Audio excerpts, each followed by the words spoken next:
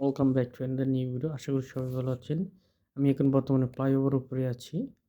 দেখতে দেখতেছি কতটুকু জ্যাম আছে। আজকে কি যাওয়া যাবে সদরঘাটের দিকে।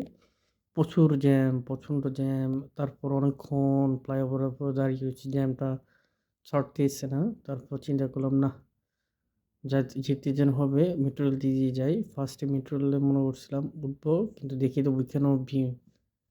মেট্রো রেল দিয়ে মনে করছিলাম আগে যাবো, কিন্তু বাট পরে রিক্সা নিয়ে যেয়ে গিয়ে দেখলাম এই তো বুড়িগঙ্গা নদীর পাশে একটা সুন্দর সময়। তারপরে লঞ্চের সামনে গেলাম, মনে করলাম আর কি একটু উঠবো, ঘুরে দেখি সন্ধ্যার সময় কীরকম দেখা যায় সদরঘাটটাকে। এই চিন্তা ছিল। তো এই দেখতেছি অনেকে লঞ্চ থেকে নামতেছে, আবার অনেকে লঞ্চে উঠতেছে, আবার অনেকে লঞ্চ থেকে নামতেছে। মূলত হচ্ছে এটা অলওয়েজ বিজি থাকে এখানে সদরঘাট লঞ্চ টার্মিনাল।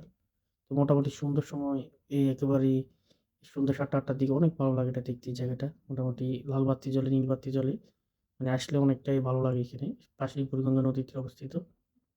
বরিশালে বা লঞ্চ, তারপর হচ্ছে চাঁদপুর এরিয়ার পর হচ্ছে কালীগঞ্জ, অনেক জেলা, মানে অনেক বিভাগে অনেক জেলা আছে। বাট আমি তো কখনোই যাইনি লঞ্চে করে, মানে আমার এক্সপিরিয়েন্স নাই। জাস্ট ইনশাল্লাহ আল্লাহ যদি বাস রাখে কোনো এক সময় ইনশাল্লাহ ট্রাই করবো যাওয়ার জন্য। তো এই লঞ্চগুলো দেখতে, এই লঞ্চগুলো অনেকগুলো দাঁড়িয়েছে, সবাই ডাকতেছে। বরিশাল কোথায় কোথায় কি কোথায় যাবে আর কি। লঞ্চগুলো একেবারে দেখতে একেবারে একটা লাজার, একটা বিল্ডিং ঘরের মতো দেখতে। মোটামুটি কত বড় বড় লঞ্চ এগুলা।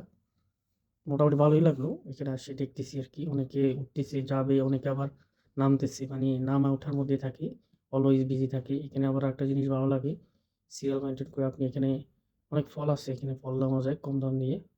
প্লাস হচ্ছে অনেক কাঠার উপরে অনেক জিনিস উঠাতেছে। এটা হচ্ছে আমি আউটসাইড থেকে অনেক দূর থেকে ভিডিওটা নিয়েছি, লাস্ট শটটা যেটা ছিল। তো এই মোটামুটি আজকে এতটুকুই। এখানে মূলত দেখার কিছু না থাকলেও হচ্ছে সুন্দর সময় ছোটখাটো কিরকম ভালো লাগে এটার জন্য এই ভিডিওটা করা। তো এই আশা করি